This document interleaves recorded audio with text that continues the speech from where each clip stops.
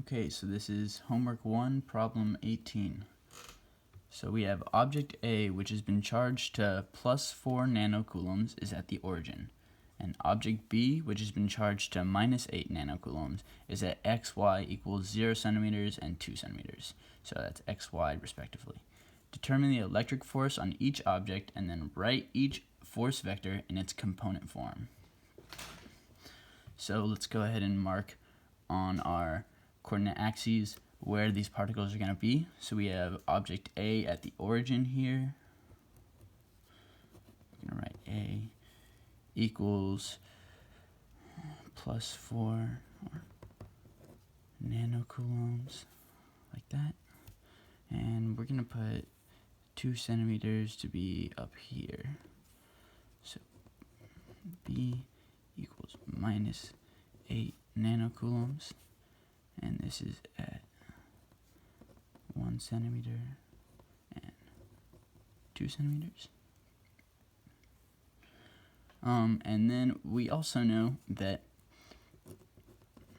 F of A on B is going to be equal to F of B on A. And that this is going to be K times absolute value of QA and QB over R squared, R being the distance between them. And we know QA. We're not going to forget our conversions here for nanocoulombs to coulombs and centimeters to meters.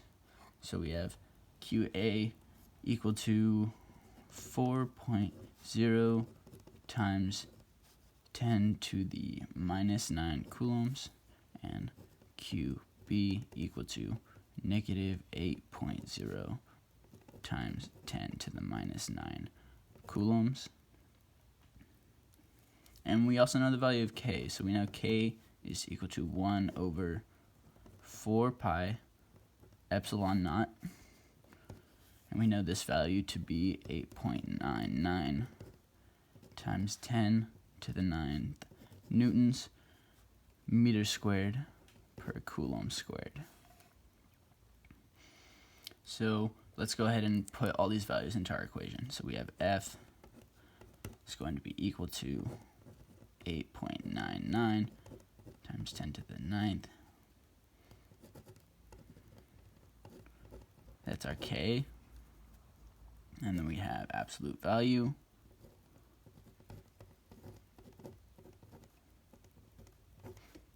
QA.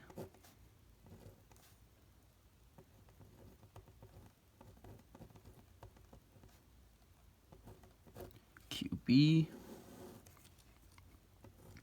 And then we're going to note that 2 centimeters is 0.02 meters. Make sure we convert before we square that.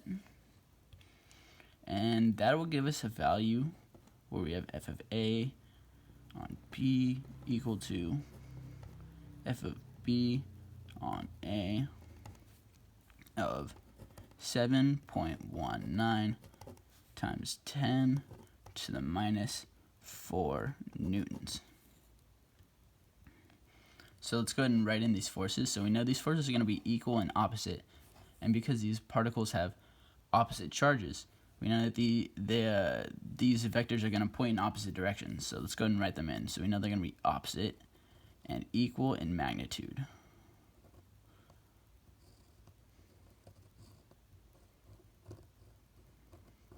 So let's go ahead and mark which vectors are which. So we have this vector here, which is the force of A acting on B. So we have F of A on B.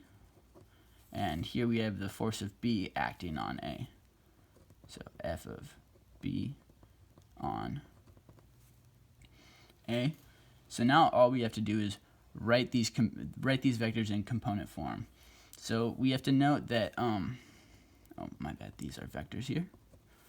That while this statement holds true for this equation, for the vectors, we have the vector of F of A on B is equal to the minus vector of B on A. So we're going to denote this positive x direction for positive and this negative x direction for, or my bad, this negative y and positive y directions for negative and positive respectively. So we're going to have the f of B on A, this vector in component form. We're going to look and we're going to see it has no force in the x direction, so we have 0.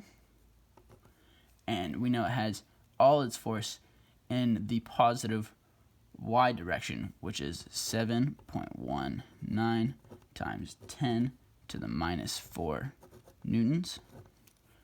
And then we're going to do the same for this other vector. We're going to look and we're going to see it has no force in the x direction, and it has negative, or it has force in the minus y direction, which is equal to the force of f of B on A. And there we have it.